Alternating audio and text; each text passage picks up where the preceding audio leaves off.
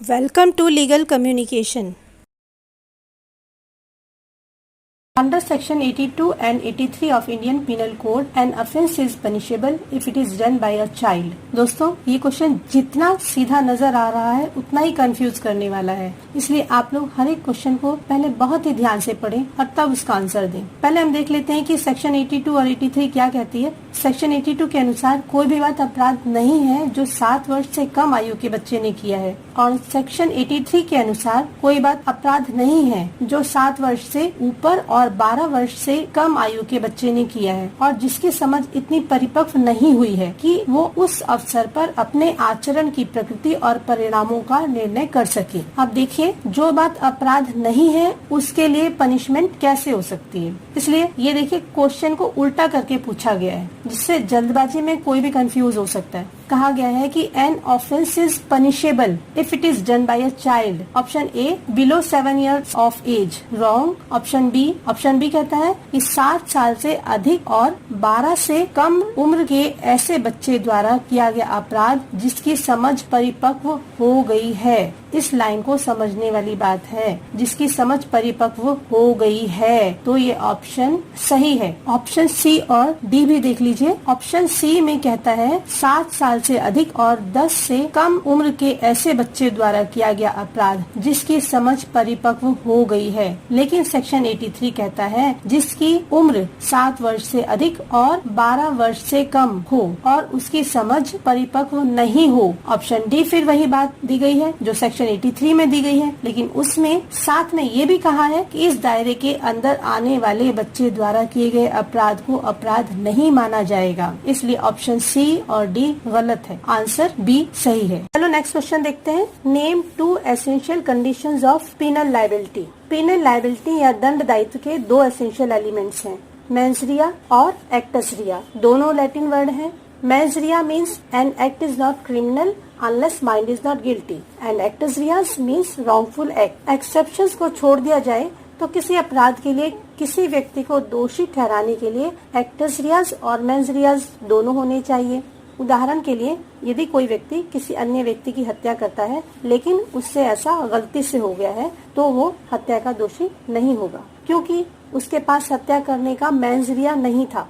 So, right answer is guilty, mind and wrongful act. Next question देखते हैं। Provisions for right of private defense is given between dash of IPC. Provisions for right of private defense IPC के chapter 4 में दिया है। Chapter 4 2 भाग में divide है। Section 76 से 95 तक जनरल एक्सेप्शन के बारे में दिया गया है और सेक्शन 96 से 106 तक में प्राइवेट डिफेंस की बात की गई है। इसलिए हमारा सही आंसर हुआ बी ऑप्शन। आपको बता दें, सेक्शन 74 और 75 में पनिशमेंट के बारे में बताया गया है, जो कि चैप्टर 3 के अंतर्गत आता है। चैप्टर 5 में सेक्शन 107 से 120 तक में अबिटमेंट यानी दुष्प्रेरण के बारे में बताया गया है। तो चैप्टर 8 में 141 टू 160 तक लोक शांति के विरुद्ध अपराधों के विषय में दिया गया है। Next, the consent is not a valid consent under section 90 of IPC. Option A क्या कहता है, if given under fear of injury और मिसकंसेप्शन ऑफ फैक्ट, ट्रू।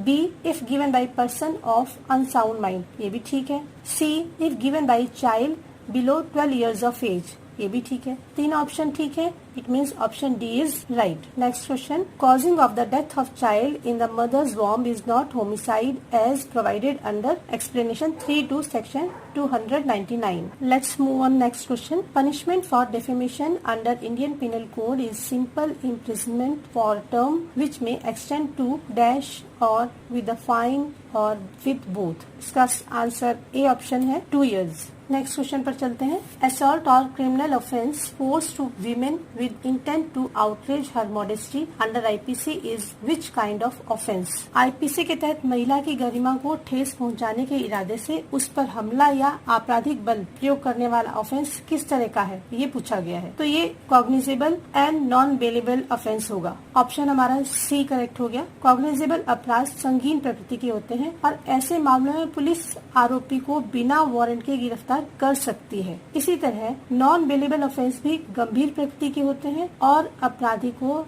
जमानत कराने का हक अधिकार के रूप में नहीं मिलता, बल्कि जमानत देना या न देना न्यायालय के अपने विवेक पर निर्भर करता है। तो हमारा राइट आंसर हो गया C. Non cognizable and bailable offence सामान्य प्रकृति के ऑफेंस होते हैं और पुलिस को इस तरह के मामलों में किसी व्यक्ति को वारंट के बिना गिरफ्तार करने का अधिकार नहीं होता, उसे मजिस्ट्रेट से पहले परमिशन लेनी पड़ती है। और बेलेबल ऑफेंस को आप प्रथम अनुसूची यानी फर्स्ट शेड्यूल में देख सकते हैं और जिसको अन्य लागू कानून द्वारा जमानत योग्य बनाया गया है। बेलेबल ऑफेंस बहुत मामूली और कम दंड से दंडनीय होते हैं। इस तरह के अपराध में अपराधी गिरफ्तार कर लिया जाता है और उसकी पुलिस अधिकारी या न्यायालय द्वारा जमानत स्वीकार की जा सकती है। एक बार फिर रिपीट कर लेते हैं इसका आंसर। असॉल्ट और criminal force to women with intent to outrage her modesty under IPC is cognizable and non-bailable offense.